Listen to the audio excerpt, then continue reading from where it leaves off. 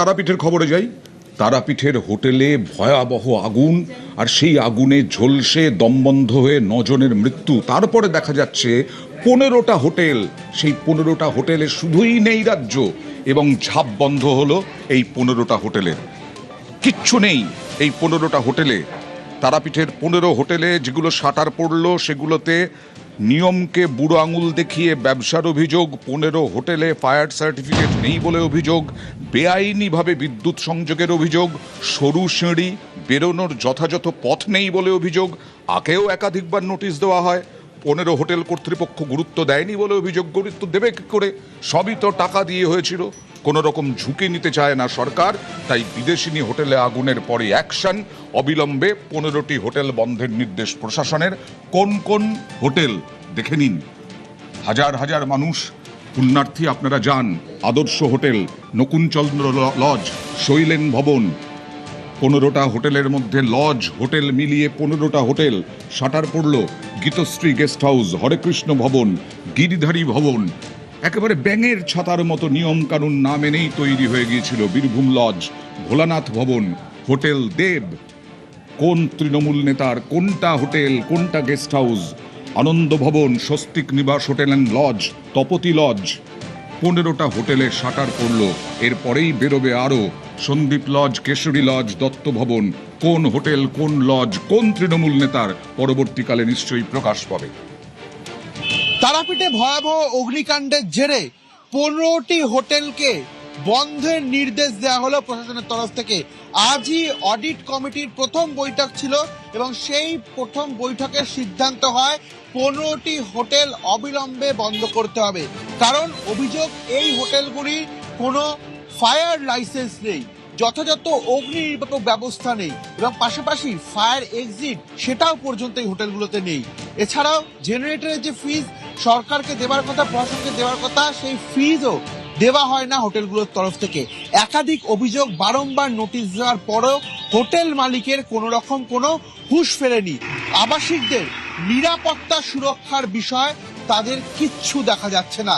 এবং শুধু তাই নয়, আজ প্রশাসনের যে মিটিং ছিল অডিট কমিটি, সেখানে সিদ্ধান্ত হয়েছে প্রায় 400টির কাছাকাছি এরকম হোটেল রয়েছে তারাপীঠে, তাদের পরিদর্শন করা হবে এবং প্রত্যেকটি হোটেল থেকে 2 জন করে কর্মী নিয়ে তাদেরকে মক ড্রিল করানো হবে আপৎকালীন সময় কিভাবে তারা কাজ করবে।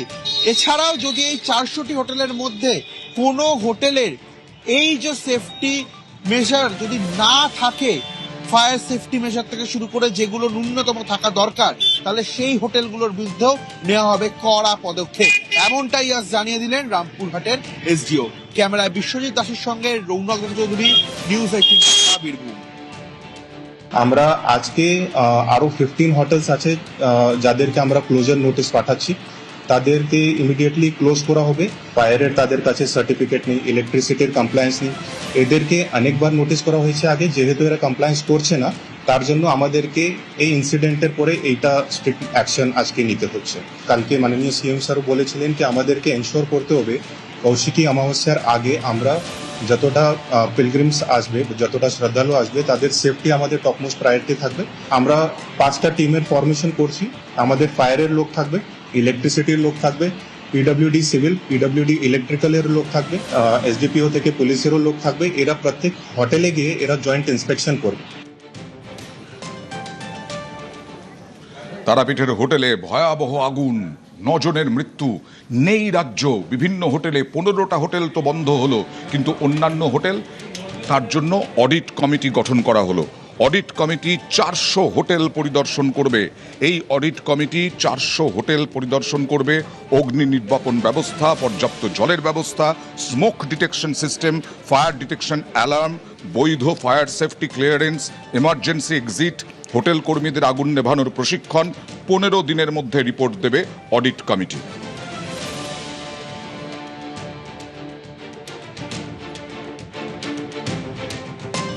অ্যাকচুয়ালি এখন ফায়ারের এনওসি দিচ্ছে, এবার ফায়ারের এনওসি মধ্যে শুধু হবে না, ফায়ারকে এসে দেখতে হবে যে এনওসি নেওয়ার উপযুক্ত কিনা। এই জানেন, মানুষ কোনো কিছু দুর্ঘটনা হলে বেরোনে যেতে পারে। যেমন আজকে বিদেশি গতকালকে যেটা হয়েছিল, সমস্ত কিছু আছে, কাগজপত্র এবং সমস্ত কিছু আছে, কিন্তু ঠিকমতো কাজ করতে পারেনি। ফায়ার ডিপার্টমেন্ট তো আহ, দেখেছি শুধু বিশ্বকর্মা পুরো চাঁদাটাই নিতে আসে, কোনো কিছু দেখেও না, কোনো কিছু করেও না। অতএব নিয়মগুলো সব সঠিক মেনে চলাই উচিত। এইরকম ধরনের একটা তীর্থস্থানে যেখানে হাজার হাজার লোক আসছে এবং তারাপীঠের ওপরে কয়েকশো গ্রাম অঞ্চল এবং বিভিন্ন জায়গায় শহরও প্রত্যক্ষভাবে পরোক্ষভাবে নির্ভরশীল, এই তীর্থযাত্রীদের উপরেই তাদের রুজি রোজগার। এই তাদের যদি এইভাবে মৃত্যুবরণ করতে হয়, এটা খুব দুর্ভাগ্যজনক এবং আমাদের খুব কপাল খারাপ যে এরকম একটা ঘটনা কালকে ঘটেছে। আমরা অনুশোচনায় ভুগছি এবং এর তদন্ত হোক যে কি ভুল হয়েছে, কার ভুলে হয়েছে এতগুলো মানুষ মারা গেল। সরকার নিশ্চয়ই তদন্ত করবেন।